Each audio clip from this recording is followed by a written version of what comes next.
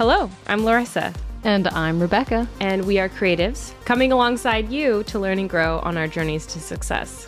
And this is Broke at the Oscars. Yeah. Did you notice I said journeys as well? I did notice that. I'm so proud of you. Thank you for being correct. You're welcome. She's changing me. Yes. I don't know if it's a good thing, but... that's true. Yeah, I was going to say edification, but then... Iron sharpens iron. Yeah. Although sandpaper also sands... Does sandpaper sand sandpaper? I think... Well, does sandpaper sand itself? Yeah, I guess we should ask Stephen. Yeah, you would know these things. We have a guest, by the way. Yes. Welcome, Stephen. Thank you so much for agreeing to be on our podcast. Oh, most welcome. Thanks for having me. Do you want to take just a quick moment and introduce yourself to our audience and just tell us a little bit about who you are, what you do in film/theater industry? My name is Stephen Jack Jammer. You may know me by Jack, if in some circles I go by that. It's kind of either or. But I am a scenic designer and carpenter, and I've been doing that for a couple of years now. I only recently got a full-time job doing that, which is very exciting. Previously doing freelance work. Awesome. And have been doing it on the side, but now I'm doing that for a career, which is incredibly exciting. That's awesome. That's super cool. That's a dream. That's so good when you get to like actually do what you want to do. Yes. For money. Yeah. It's great. My background is in architecture. I have a master's degree in architecture. And basically it's one of those things where I went to school for something I knew I could get a job in, and then kind of backed into theater and film. And I didn't really want to go to school for that. So I kind of took the long way around, and I'm happy with the way I went. I think I'd do it again if I had to. Can you tell us a little bit about what sort of got you interested in this sort of film/theater like area, and then also like can you just kind of talk us through that process of what all you had to go through to get to where you have like a full-time job and what that process looked like? Absolutely. So growing up, I always liked building. My dad was a carpenter and a mechanic, and he taught me how to use tools, and I did a lot of Lego building and building in the backyard with sticks and dirt and trenches. And I took a couple art classes, really like that. And then when I was looking at college, I realized that one of the things I liked best to do was to create spaces. And so I started seeing architecture as a way of pursuing that, of learning how to create space. So I started taking some drafting classes at the local college, fell in love with it, took design classes, and really fell in love with it. While I was in college, I'm there studying how to make space, and I'm realizing the more I want to make space that doesn't actually exist, space that is not physical or tangible. And so I realized my love of film growing up and the amateur film I had made growing up, I wanted to kind of mesh those together. So I started doing set design at local theaters, and it was like, yes, this is what I want to do. That gave way to some freelance film work where I did some set designs for films. And then I have been keeping a pretty steady roster of set designs for theaters until this past year, when I got hired full-time by a local theater to be their master carpenter and production manager, and basically do that for a living all the time. Wow. That's awesome. That is so cool. And in terms of like, you don't have to get like too specific with this, but in terms of like landing that full-time job, was that just done through networking? Like you just kind of met people through doing jobs, or how did that sort of come about? So yes, primarily. I had been living in Tallahassee for a number of years, Tallahassee, Florida. And while I was in college, I was interacting with theaters, doing crew, going on stage, acting in certain things, and meeting people in the area. And a couple of people I knew that I wanted to set design, and a couple of set designers who are active in the area offered for me to either like intern along them or do a collaborative design. So I did that, and that got me my foot in the door. I was able to do some set designs, kind of prove my cred as a designer. And once I did that, everyone was like, oh, we want this guy doing our set designs. And I was like, yeah. So then I had a long roster of set designs built up, and work with a bunch of carpenters, and learned both how to design to be easy to build and vice versa. So that way I'm not designing something that's terrible to build or that goes out of budget, et cetera. That's as much an important part of design as just building a cool thing. And so at this point, I've been in Tallahassee for about 5 years. And the position that I actually got, I've been looking at for a while, and the theater had really not needed that position. They the person that was working there was doing fine, and when they let the person go, they didn't replace them with anyone, and it was a weird choice. But I was like, all right, I guess that's not for me. Then I'll move on. And then as theater started opening up post COVID, they're like, we're hiring a car. And I was like, wait.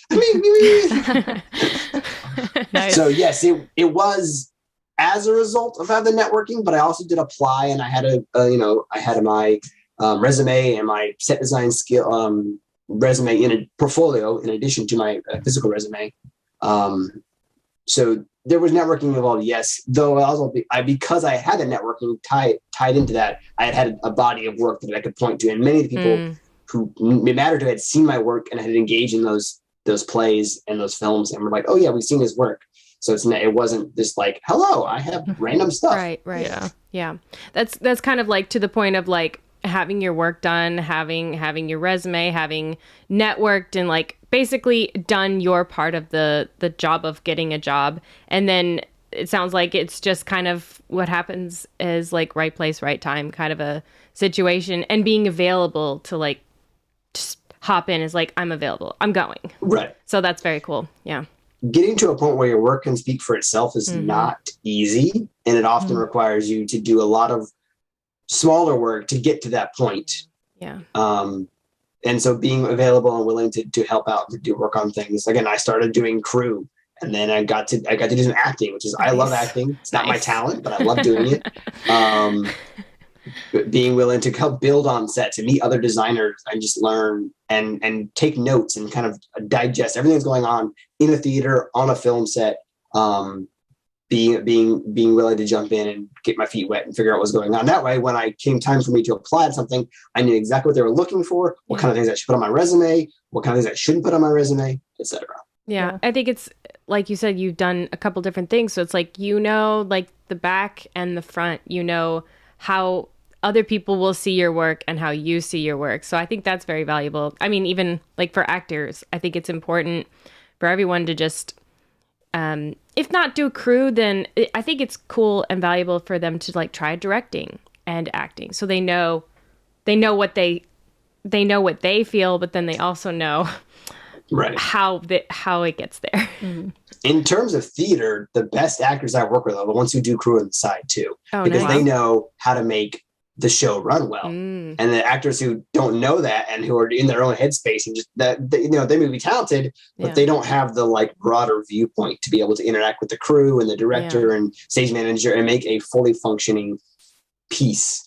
I do want to get into your process a little bit, but before we do you have any like advice or just like maybe practical tips for someone who might be trying to put together either a resume or even like a portfolio? Because I'm sure like, for a lot of like film crew positions, you're mostly just focused on a resume, but for something like a set designer or a, set builder, something like that, I'd imagine you want probably some photos involved, but like how would you go about choosing what to include in that, I guess? Getting a good portfolio together is crucial for any design application, period. And understanding how a good portfolio goes together is an integral part of that. So researching good portfolio designs, looking online, finding other portfolios. Colleges often have pretty strict guidelines about portfolio applications. And the portfolio is as much a product of your design skill as the pieces in the portfolio. If you get a bunch of really cool art slapped together in a Word doc with, text that's not really, it's not going to read well. So you have to make sure that your portfolio sells you as an artist, both in terms of the package you're presenting and then the work inside that package.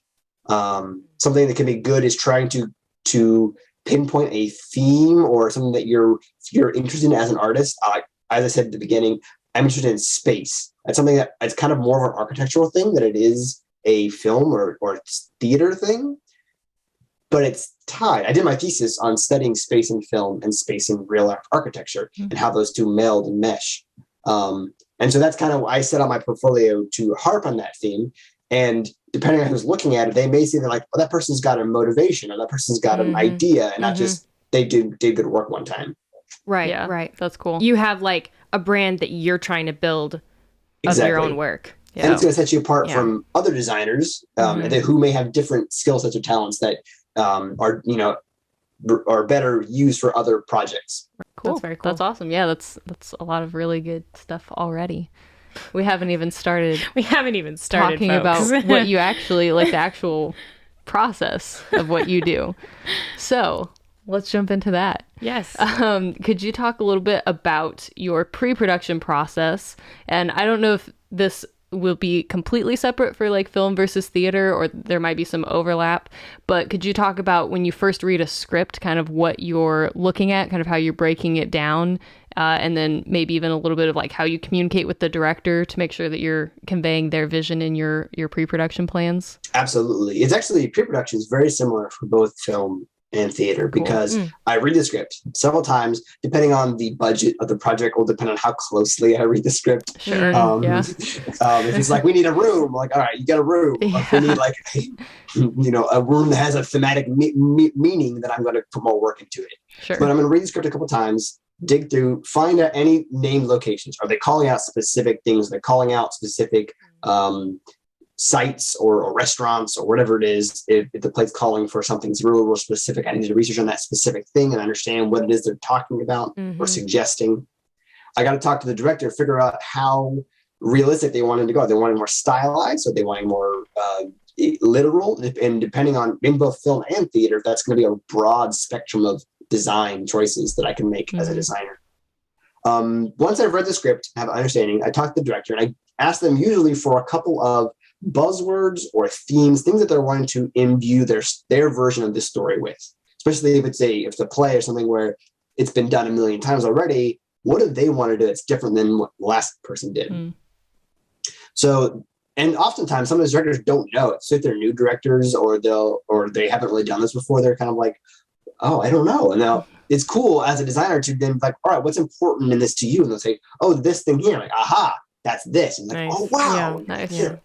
So as a designer, it's fun to be able to hone in on what the director's vision is, what they're passionate about, what it is they see in the story, why they chose to direct it in the first place. And then that's going to influence my design. So I'm going to take those concepts, those theory, those buzzwords, and apply it to those locations and try to create a design that evokes both well and matches the style. Sometimes I'll get asked, hey, can you do a design in a particular style, more like super modern or some avant-garde maybe? I got one time I was asked to do a German expressionist set. That was amazing. Whoa. Nice.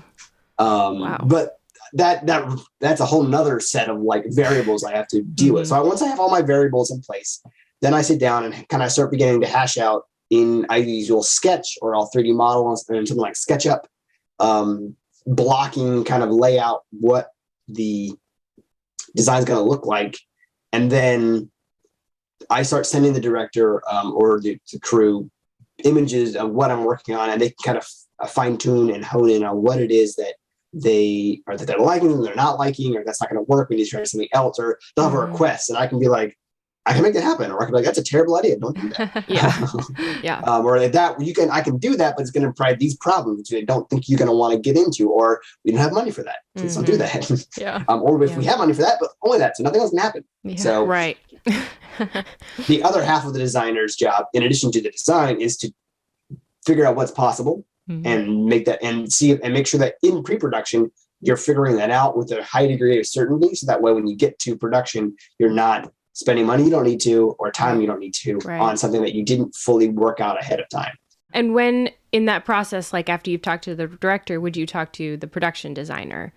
Because I assume you guys work very closely together. Yes. And depending on the show, sometimes there may not be a production designer, and it may just be me or the director, especially in theater. There's not usually a production designer for theater. Yeah. But in film, then yes, as soon as they'll probably at the very beginning, because the production designer has a better idea of what the whole production will look like than I do. And so I'll be getting cues from them, and they'll have decisions they've already made. I don't want to step on their toes or do something that's against. I want to meld into their designs and their choices. Yeah. So.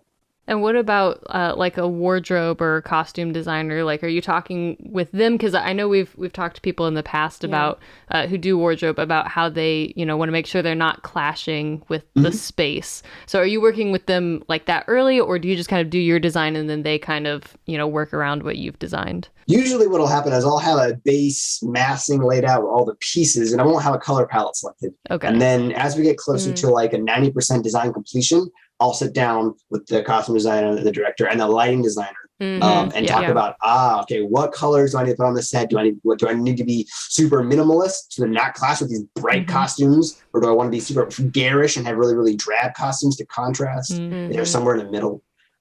So yeah, well, because a set design at its core is just allocation of space and laying that out. So that isn't going to matter no matter what costumes are in that space, but the color palette and that is going to, so it's kind of a little bit later in the process to fine tune in detail that. I usually wait until the very, very late in pre-production to choose a color palette because it's going to be changing. It's the costume is like, I found this cool thing I want to use. And it's like, okay, well, hold on.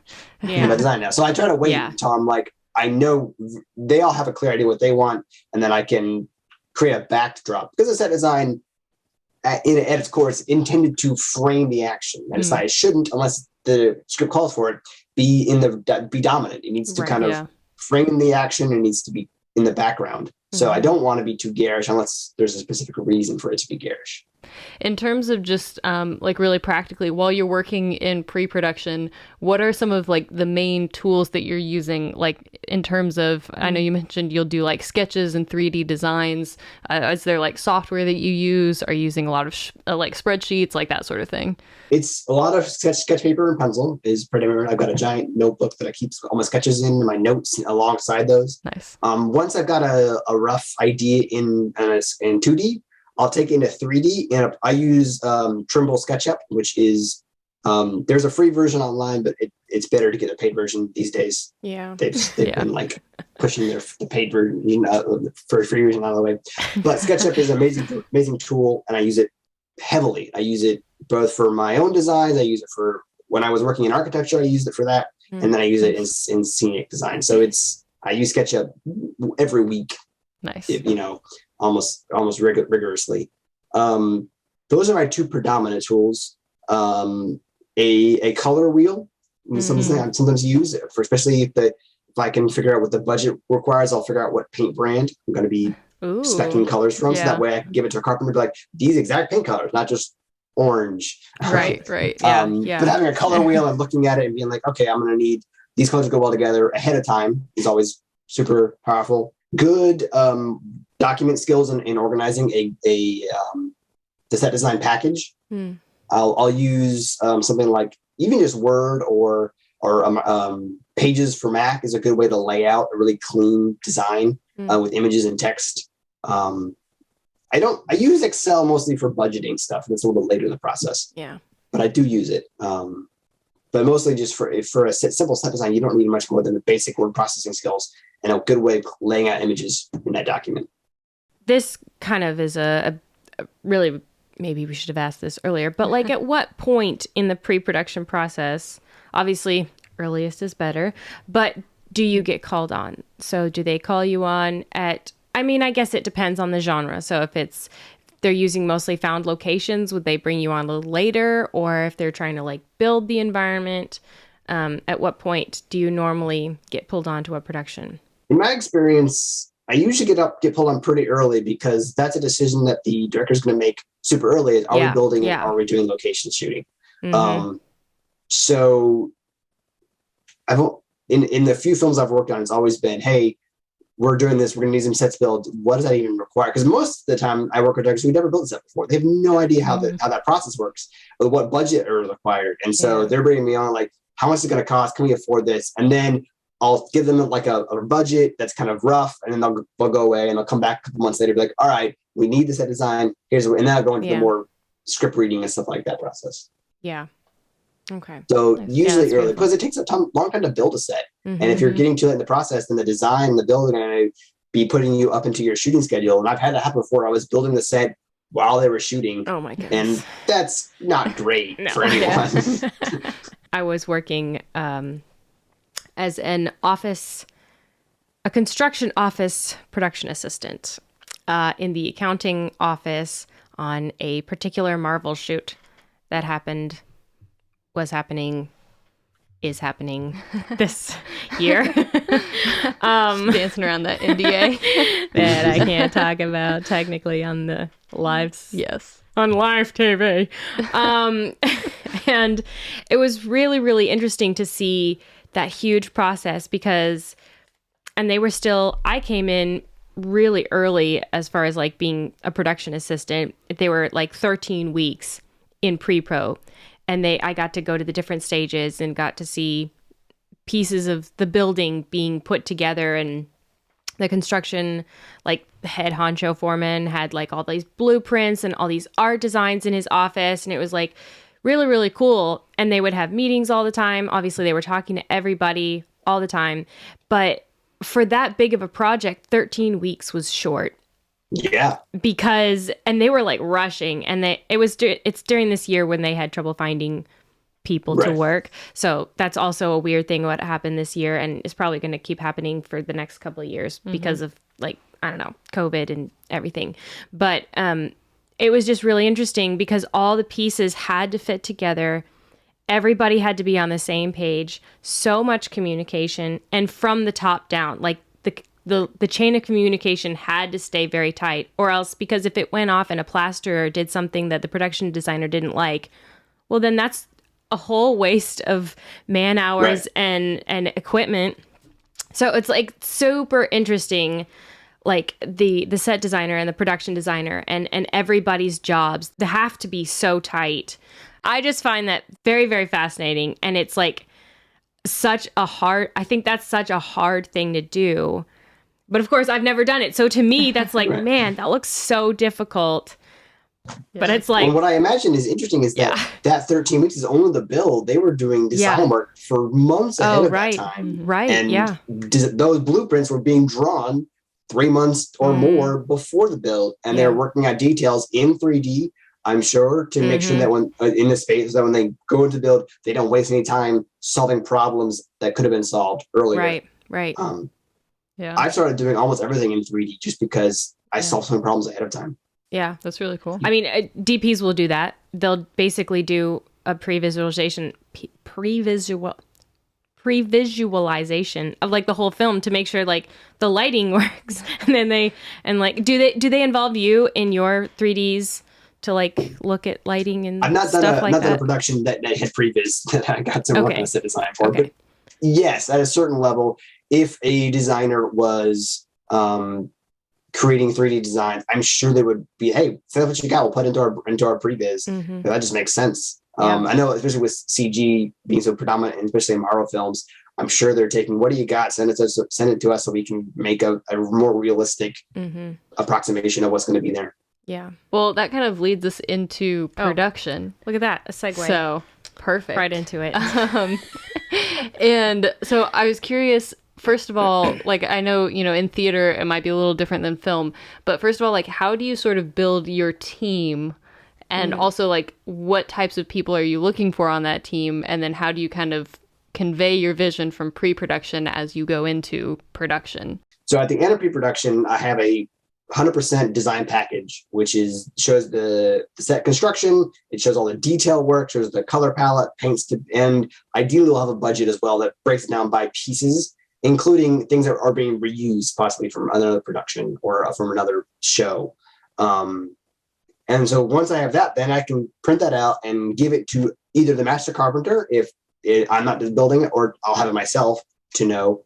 And then as far as team building goes, you're looking for someone who's good with woodworking 9 times out of 10. You need someone who's got that skill set, who's flexible, able to solve problems on the fly. You don't really need a big team, especially for theater. You want maybe 3 people max. Oh, wow. Because other than that, it starts to become hard to manage that crew. Because especially for a theater show, they're not that big. The amount of space you're working with is not, and a lot of crew for theater are volunteer based, so then they have wacky hours you have to work around, and so you don't want to you can't manage a giant crew of volunteers for something like that. Plus, the bigger your crew is, the more likely is of people being unskilled volunteers. You want to help, you aren't doing the right thing. So getting a really small crew of really talented people who can work good hours is great. And even when I've worked in film, again, you can have a lot of people painting and stuff like that. The more people you get, the more likely is someone messing something up and not realizing they're doing it. You need to come back and fix it. And then that's wasted time. And they don't feel like they help because they didn't, but they didn't know any better. And so you're really trying to keep it minimal to where you, especially because in most smaller crews, the project manager is also going to be working with their hands. And so they can't just stay back and watch it the whole time. They have to be active and engaged.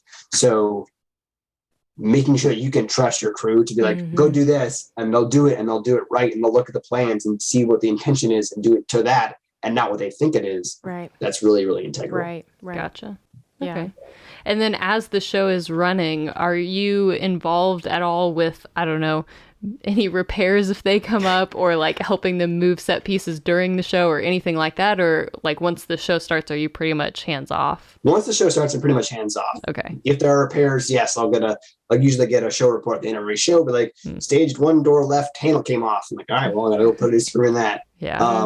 As far as like running the show, unless I happen to be on the crew at the same time, which I usually try not to do for this first show I designed because it's too much work. No, the crew there'll be a run crew, and usually I'll be there when their stage manager runs them through the first kind of pass of how things move, answering questions and talking about safety and stuff like that. So they understand how the set works, and they understand what they have to do or not do to make it function correctly. But once they're running it, then my job is done except for repair work. Okay. Yeah. Cool. And does that transition similarly to film, would you say? Yes. I mean, once the set is done, I don't need to be around for shooting at all. And even in terms of like a strike, when you take it down, you don't need super design people. You just need people who have hands and are willing to work. So oftentimes I will design, build up to, shooting day, and then be like, all right, see y'all later. And I'll hope that they went well and the shoot came out all right. But, I really don't have anything more to contribute. And I would just get in the way. So it's easier for me to step away and let the people who are experiencing the production side of that do their jobs and not have an extra person in the way.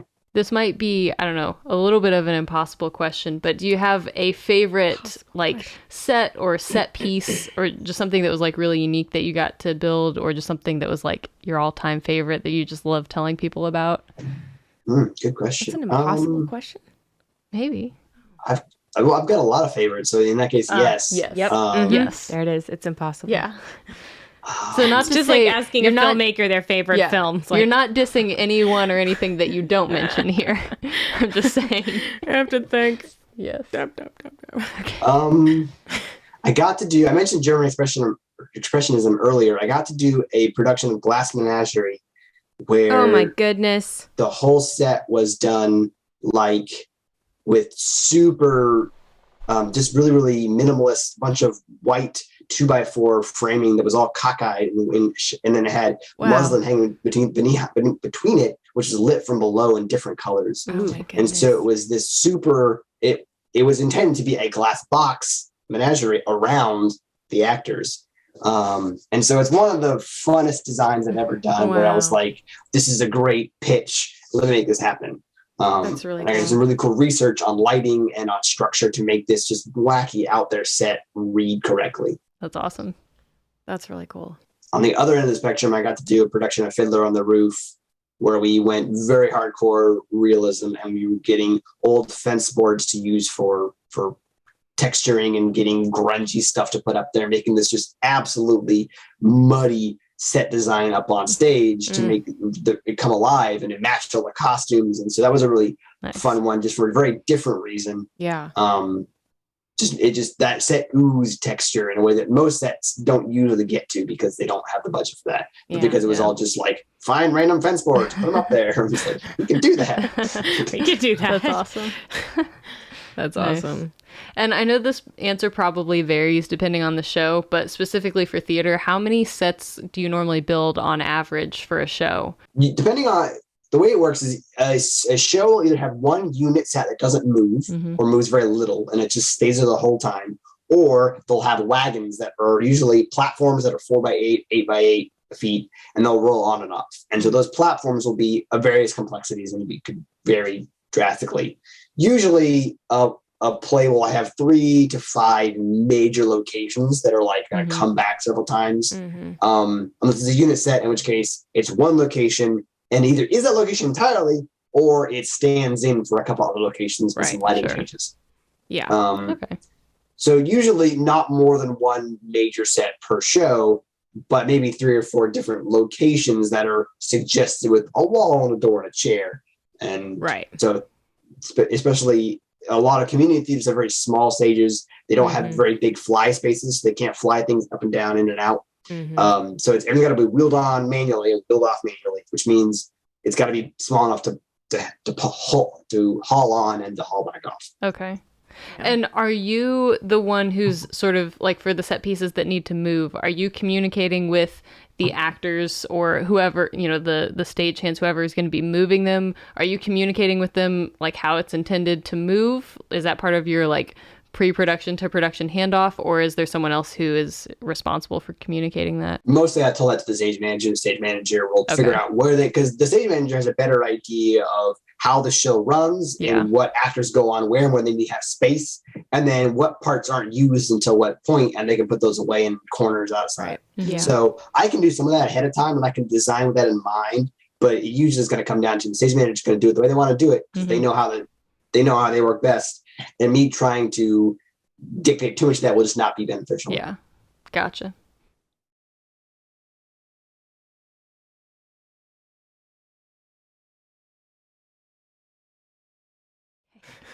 I was just thinking about, I was an extra on The Resident, and I just thought it was so cool that they just like basically built a whole hospital, like in the hallways and everything. And it was just like, you just like basically built the interior of a hospital.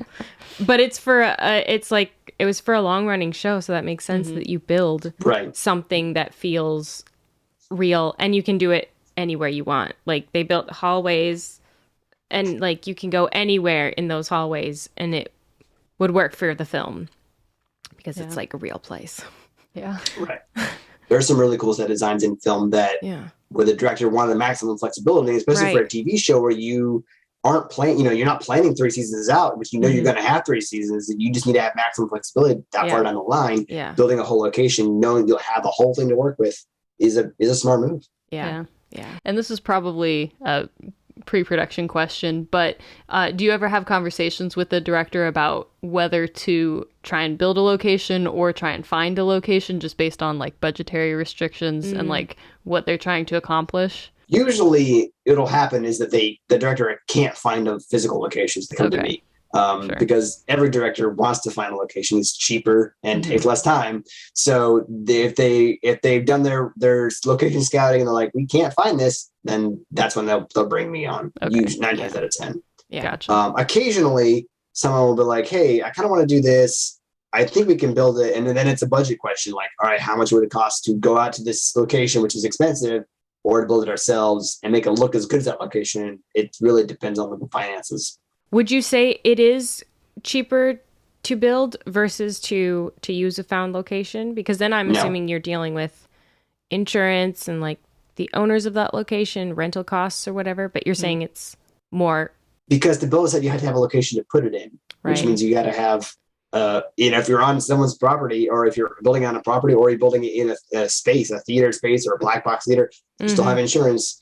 So it's mostly it's usually more expensive to build than it is to find, unless where you're wanting to shoot is so ridiculously overpriced to go shoot at that it makes more sense to build your own. But 9 times out of 10, it costs more to build, but you have more flexibility. Right. Yeah. Okay. Because you can light it the any way you want, where you maybe not be able to out in the field.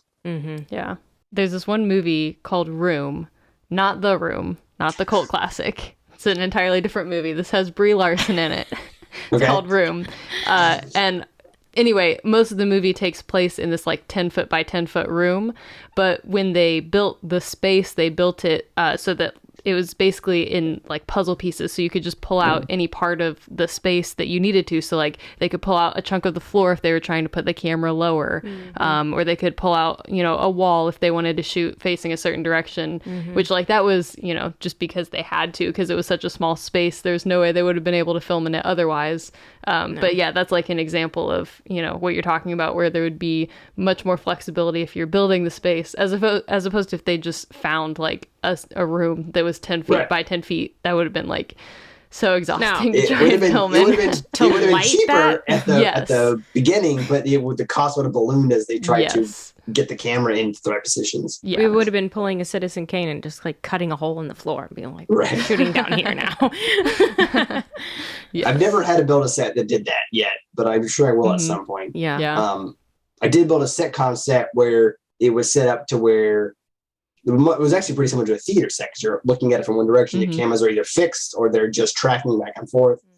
And so we built some very specific things. We had some elevator doors that would open, but that was all they did. Mm. And, you know, it was just manually people hauling on them and pushing them back. Nice. That's all you need.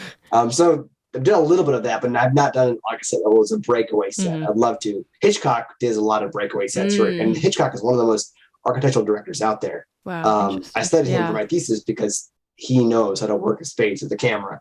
But he Yeah. would often build his own spaces based off things he'd seen that he wanted to use, but wanted to do crazy stuff to him and he couldn't do out there. Yeah. So he'd build this crazy set that was evocative, where something he'd actually seen, but he could do more with it.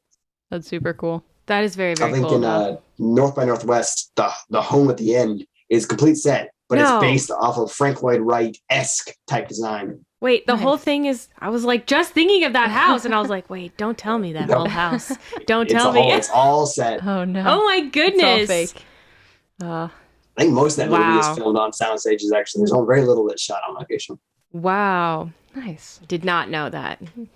Now I'm going to like rewatch that movie and it's like, this is not a real house. If I remember correctly, I think what it is that there's two different sets. I think there's an interior set that's like full scale, Mhm. and then there's an exterior set that's like forced perspective, where it's not quite as it's big, but it's not quite as big as it actually would be. Oh, okay. But I may be misremembering that. Nice. Okay. That makes sense. Because it was like on the top of a cliff. I'm like, man, Yeah. that's a cool house. Nice. Nice. I know this is another like sort of big question, but besides Hitchcock, are there other people that have been like inspiring to you in you know, as you've kind of grown as an artist, like, and maybe even people who inspired you to even start getting into this industry? Less people I know personally, and more other designers in Sure. in the field, and even less designers and more just directors who have hired good designers. Yeah. Ridley Scott's work on Blade Runner is fantastic, and it's kind of set the stage for how to create. Set the stage. Yeah.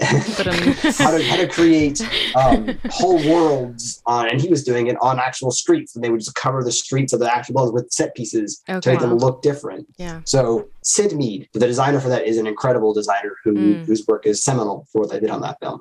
And then when Denis Villeneuve did Blade Runner 2049, they were going back to all the same techniques that they used in the original Blade Runner film, and so very similar kinds of bold design decisions that were super in your face, but also deep and had a lot of depth to them. Nice. Yeah. Funnily enough, the designers, Alan Lee and John Howard, art directors for Lord of the Rings trilogy, super inspiring to me because they do great character designs, absolutely. They also did a ton of architectural details that they would draw. And growing up, that was one of the things I was like, I want to do that. Yeah. That's cool. So, and seeing them, and then of course the Lord of the Rings films were super seminal in the way that they showed the making of. Like very few films prior to that had been like, here are 13 hours of behind the scenes Yeah. for free with the Yeah. DVD. Yeah. And so there's a whole like generation of kids who grew up with that who are now in film, and like that's where I got my inspiration from. And so seeing how those two artists work with Peter Jackson and the production designers was super encouraging and exciting as a child. And I'm pulling that through, and I would love to get to a point where I can work on projects like that are much more fantastic or sci-fi. Yeah. A lot of what I do now is like, it's a living room, 1950. Yay. And that's great. Yeah. Yeah. But I want to design things that no one's ever seen before. Yeah. And so, funnily enough, rabbit trailer for you. I actually get to scratch that itch a little bit. I play Dungeons and Dragons weekly with a gang, and I model all my maps. Maps are a big part of Dungeons and Dragons, and because I can't be satisfied with 2D, I got to go 3D. Yeah. And so Yeah, of I course. will model out all these locations that are in my head and then present them to my players is just part of the game experience. Yeah. Which means awesome. that every week I'm knocking out a map of some kind, and I have got a pipeline set up, and I've got workflow assets. And so it's a really fun side project for me that I just do every week. And I've learned how to gauge time, to build the right things, and I can create whole fantastic worlds out of thin air in very short amounts of time because I set up my pipeline to do so. That's awesome. So that's right now where I'm getting my like fantasy design fix from. Is I'm not getting that in my actual job. Ideally, I'm able to put what I've done in a portfolio and show it to a design team and be like, this is what I can do. Absolutely. So, yeah. That's awesome. Well, and I love fantasy, and I'm getting into directing. So maybe one day we will be collaborating. There you go. Well, we've taken some rabbit trails, but I think we needed to still talk about your post-production process. So I don't know how involved that is in terms of, well, I guess one thing specifically I'd be curious about is how much do you save versus how much do you like get rid of at the end of a show, and like what's your crew look like, and how does that process all work? So for post-production of film, I'm almost not involved, period. There's nothing I'm doing in editing that, unless they needed to do a reshoot and had to rebuild a set that we tore down, which has never happened for me. Yeah. I would not be involved. It was not something that I needed for. Whereas for a show, post-production is very quick. It's usually one day. It's called strike. And basically the whole cast gets on and they finish their show, they see all their guests, and then they get back on stage and they tear the set down. Yes. And so you got a giant crew of people. You don't need to be very skilled or experienced because of just tearing stuff down. And my job as a designer is to go around and be like, don't destroy that, destroy that, throw that away, store that over there, put that up in the prop loft, put that in the furniture loft.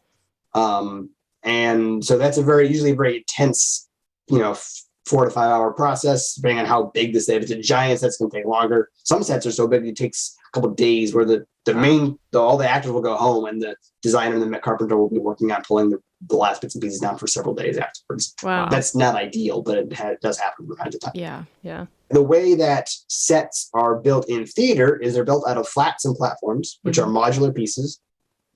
They're all certain dimensions that are kind of standard in the industry. And so those are saved and those are stored in racks or in piles, depending on the theater. And that part of that strike process is pulling those down, seeing if there are any that are damaged, need to be repaired, some that need to be thrown away, and then putting all those into storage and then pulling them out again for the next show. Right. Yeah. Nice. And is there any sort of report that you make? I don't know if this would be at the end of like production or at the end of post-production, any sort of report that you make for like the theater that is like, here's the budget, like here's how we did on budget, or like here's the assets that you have now, after the show that we saved, or is there anything like that you make for them? Not really. Definitely, I would probably talk personally to the theater director, executive director, and be like, "Hey, this is where we were," but I've not had to create a report of any kind. I imagine in higher theaters, or rather theaters with bigger budgets and more audience, that might be something that they do. Something more formalized. Definitely, I'm keeping track of the budget as I'm building and watching. If I go too close, then I'm like, all right, we gotta stop doing this. We gotta find a different solution.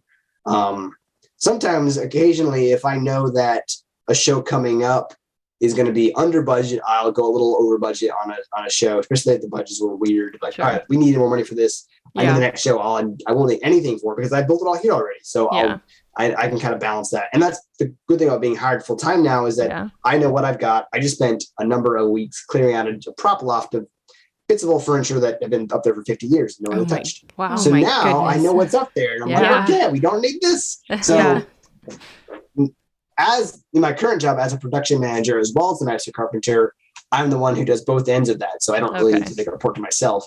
Yeah, right. Self, you lost.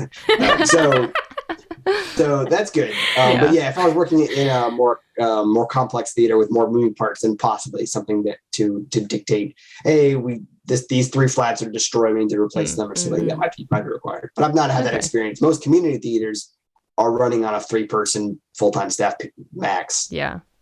And how far in advance do you know what shows you're going to be doing? Like, do you know the whole year's shows so that you can kind of plan that, like, we can reuse this piece for, 7 shows or whatever, or like, how does that work? Yeah.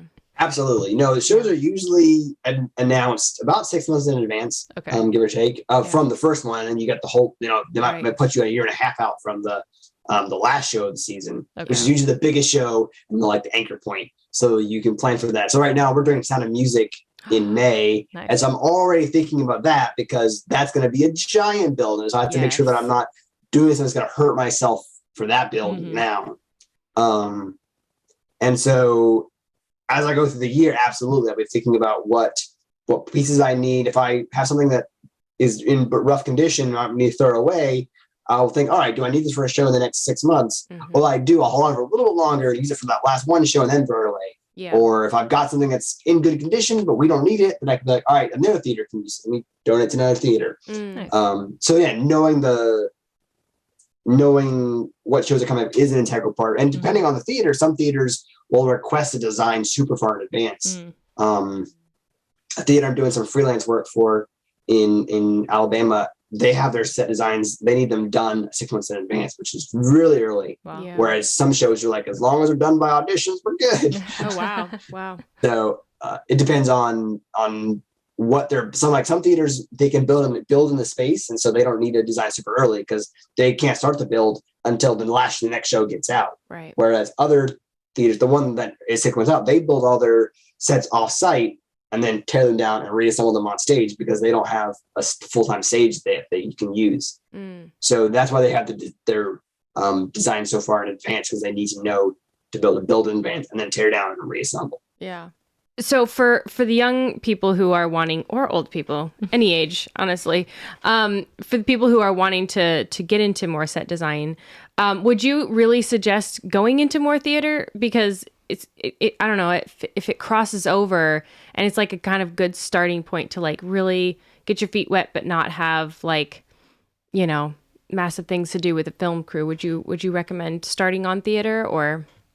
I think I would, especially if you don't have a film background already. If you didn't go to school for film, then you don't have those connections. And that's one of the reasons I've done very few films that don't have a film degree. So I didn't come out of film school with a bunch of connections already lined up. Right. And it is much, much easier to get into community theater than it is to get into film, because community theater is always looking for people. You can do anything in community theater. Yeah. If you're willing to crew a show, there is always a need for something like that. So it was actually growing up, I made a bunch of amateur film in the backyard, and it was something I loved. I went to Tallahassee for school, and I couldn't do that anymore because I didn't have my friend group to do it with. And I was trying to like sucker my new friends since college and do it, and they just were not interested in this. And I was like, oh no, I can't tell stories anymore. And I found theater, and it was like, oh, there's a bunch of people who want to tell stories, and I can be with them and tell stories with them. So that, to me, was absolutely, if you don't have a background in film and you're wanting to gain experience in design and shared storytelling and learning how to be part of a team, community theater is going to be a really, really easy way to get involved and invest, because there's always someone who's going to be in your particular wheelhouse who's going to be willing to talk to you and to maybe mentor you, do internships, co-designs, etc. There are people young designers who I talk to that are like, hey, can you teach me how to design? I'm like, sure, because we need more designers. So there's always a need for that in community theater. And it's a really good way. Once you've done community theater for a while, you've got a good portfolio, good resume, you take to professional theater and show them your work. And then it's a much more once you do the networking there, a much more likelihood of getting hired, because you got a body of work and not just a fresh face with a dream. Yeah. Fresh faces with a dream, though. Don't knock them. No, they're important, but it's good to have the work to back it up. It's good to have the work. Now, if you've got a film degree already, then you may not need any of that, because you can go right from the film school into an actual production team. Yeah, one of the things that I love about film, and this also applies to theater, is just that no matter what you're interested in, there's some job that you can do that allows you to express your creativity and to be involved with like storytelling in all these different capacities.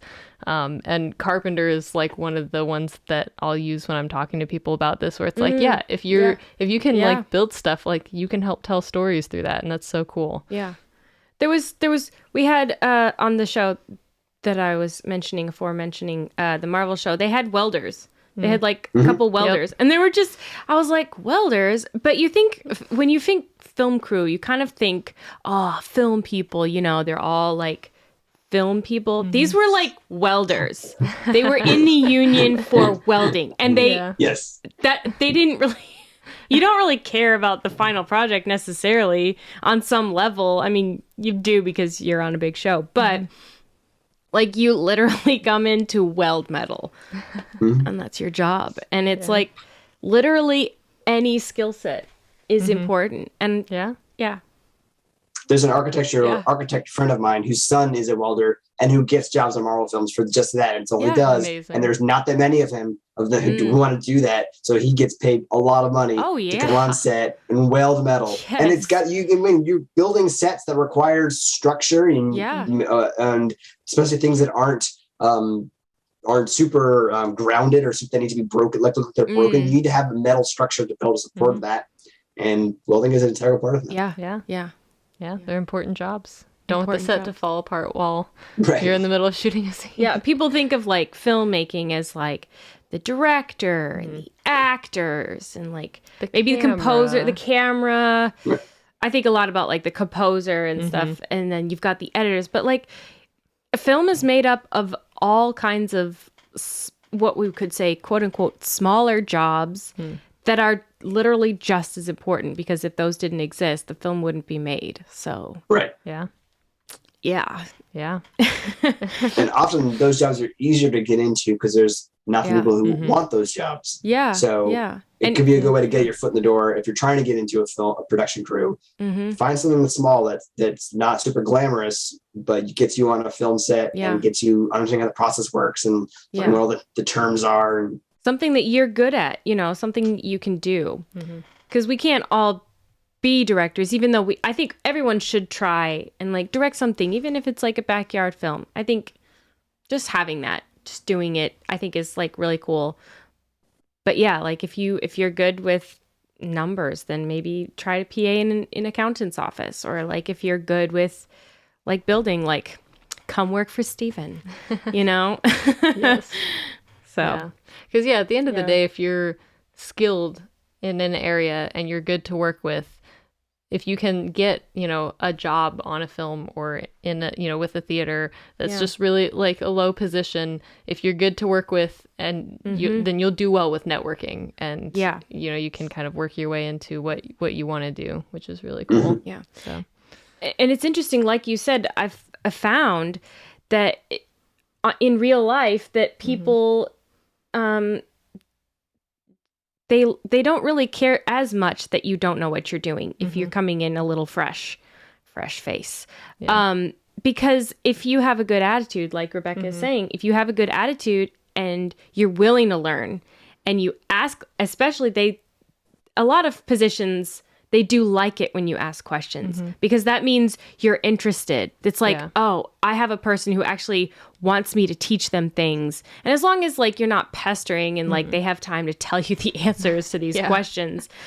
And it's like, if you have an eagerness to learn, you're going to make friends. People will like you and people will want you back, especially I know from like, you know, if you have your grip and electric people, it's like if they train you, they're going to want to pull you back on the sets, because if you're fresh and they've trained you, that means you're going to do everything the way they like it. So now you're part of their team.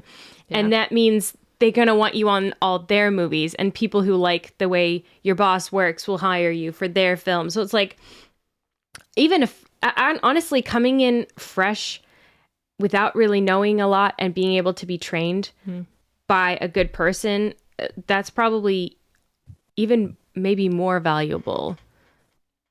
Maybe not more valuable, obviously, but than having a lot of experience. But I think you need to have like some skill in you have whatever to know a area few things, but you're pursuing. But just being good to work with will get you because that makes very far. You their asset. Yes. Right. Exactly. So yeah. If you're reliable, that goes so far. Yeah. Because some people aren't reliable, which means they could be a great person, but if they aren't reliable, then that really doesn't matter. Yeah. So I found that someone who shows up on time, is reliable, does what they say they'll do, is oftentimes a rarity. And if you can do that, then that's speak leagues in your favor. If you're always there and you say you're going to be there, people are going to be like, can we get them doing something else? Because they really need to be doing something else. Yeah. It is kind of, I guess, a little sad that the bar is so low sometimes. Yes. But yes, that is true. Yeah. Yeah. Cool. Well, Midwest goodbye. Midwest. Well, it's time to go home. We need to do a but- southern one because we're in the South. Yes. All right, What's y'all. the southern one? Okay. Gotta go home and bake But cake. then we have to like start another topic and talk for another hour. Yeah, because that's what you do. Right. Yes. Yeah. Yes. You get to the door and then have another conversation. Yes, correct. Yes.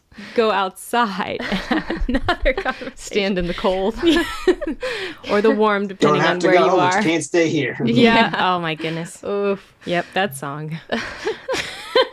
No, but in all seriousness, for the sake of time, we do need to start wrapping up. But Stephen, greatly appreciate you being here and sharing your expertise with us. This has been a very fun conversation, and I feel like I've learned a lot about your process. And it's just been really neat to hear you talk about your passion for building sets and everything. And yeah, that's super cool.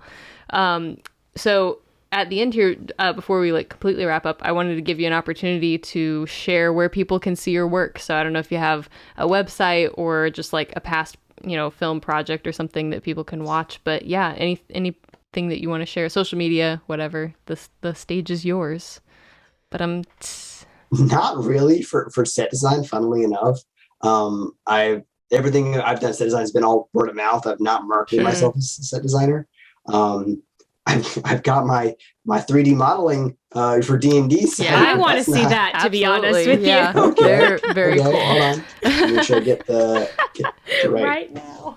Yeah, so if you go, it's farjag3d.com, FARJAG 3D.com. Okay. You can see some of the 3D maps I've made recently.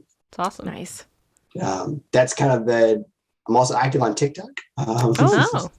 Wow. Nice. We just got on yes. TikTok. We'll have to follow you. Okay. Yeah. Nice. I do lots of D&D content because that's what amazing. stuck. That does very well on TikTok. It does. And I do 3D maps on there as well, which no one else does. So that's kind of my little corner of the world. That's very cool.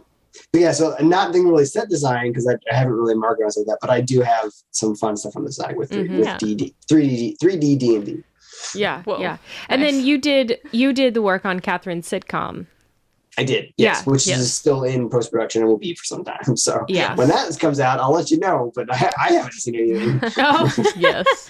For the sake of our audience, that's Catherine Johnson with Sheepshed Entertainment. Yeah, and we had her on. Yes. We talked a couple months ago. Yeah. And so, her sitcom, I don't know, had she even done the sitcom when she was on here? Maybe not. I think she had. Okay. I think she had. It was in January of this year. Oh, okay. Well, then maybe she was just prepping. I think maybe. I'm gonna have to go re-listen to the episode, to be honest with you. Yes. Which we should do anyway, and you should too, listeners and watchers of the world, because it's a good episode. Catherine knows a lot. She's got a lot of experience. She is. She's super chill, and she's got such a like humble like teaching spirit that like I don't know. Yeah. I sent her scripts that I had written like couple years ago, and she was so nice about like, let me read your scripts, let me share you some thoughts. And she's been really super influential in like bringing a lot of young people or old people, doesn't matter, up through the ranks and like, honing the little lambs as Sheepshed. Shout out to Catherine. Shout out to Catherine. Yeah, but we got to see some just little quick BTS pictures, and your sets were really cool. Yeah. So, I'm so excited very to see how that turns out. They were really cool. Yeah. So, yeah. Very cool. Well, if you can hear that in the audio.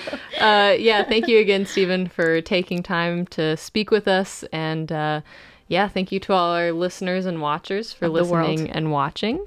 Yep. And until next time, see you on set. We'll see you on set. I like that the awkward finger guns have become part of this. I did a snap.